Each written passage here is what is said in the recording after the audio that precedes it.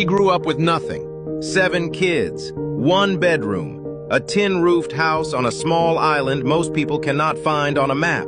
No money, no connections, no guarantees.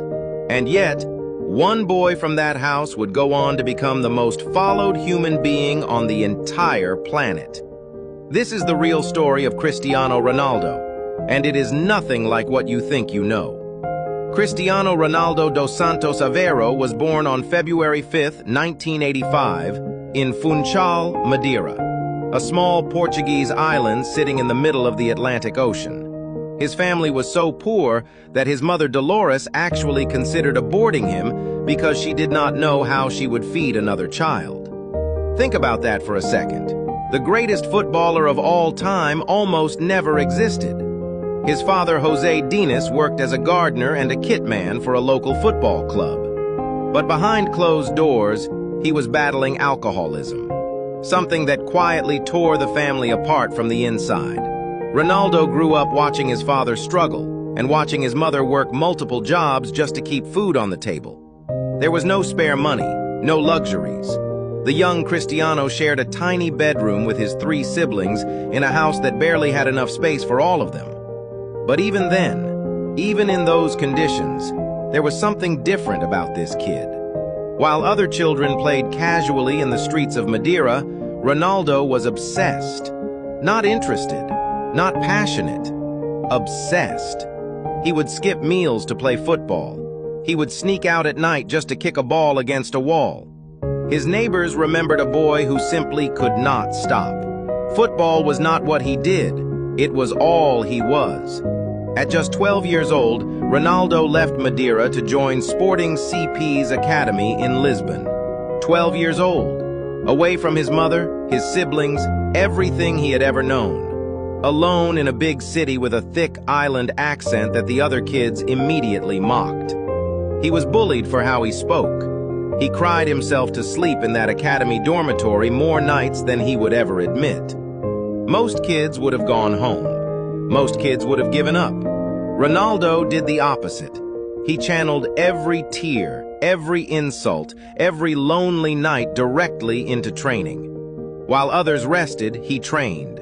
While others socialized, he worked on his weaker foot.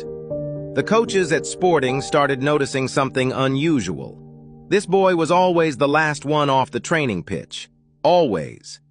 Then came the news that shook his world. At 15, doctors discovered Ronaldo had a racing heart condition, a problem that could have ended his career before it even started.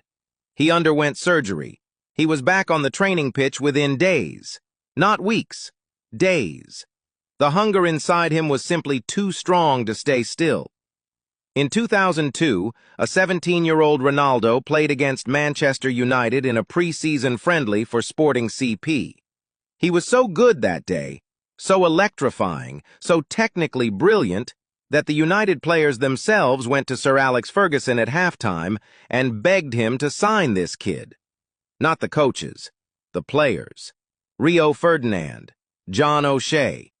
They told Ferguson, "You have to get this boy." Ferguson did not hesitate. Manchester United paid £12 million for a 17-year-old from a tiny Portuguese island. At the time, it felt like a gamble. Looking back, it was the greatest bargain in football history. But even at United, it was not instant glory. Ronaldo faced criticism for diving, for showboating, for being too flashy. The English game was physical and unforgiving.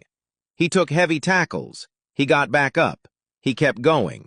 And slowly, season by season, the boy became a man, and the man became unstoppable. By the 2007 to 2008 season, Ronaldo was on another level entirely. 42 goals in all competitions. Premier League title, Champions League title, his first Ballon d'Or.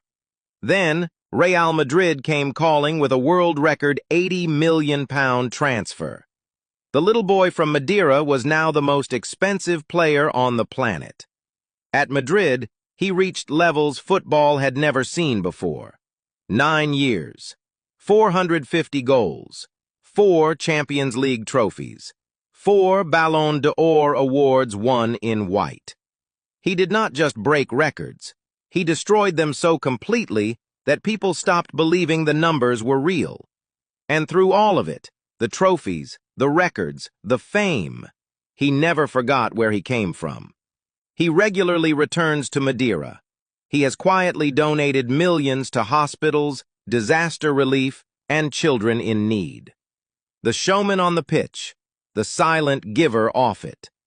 Here is what most people miss about Ronaldo's story. It was never about talent.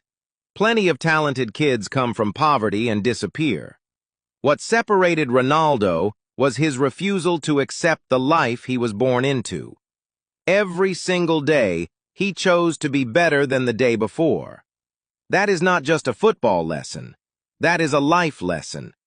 If this story moved you, drop a comment below and tell me, is Ronaldo the greatest of all time or not? I want to see the debate. Like this video if you want more stories like this. And subscribe to Football Rush HQ, because tomorrow we are covering a player who turned down Real Madrid twice and still became a legend. You do not want to miss that one.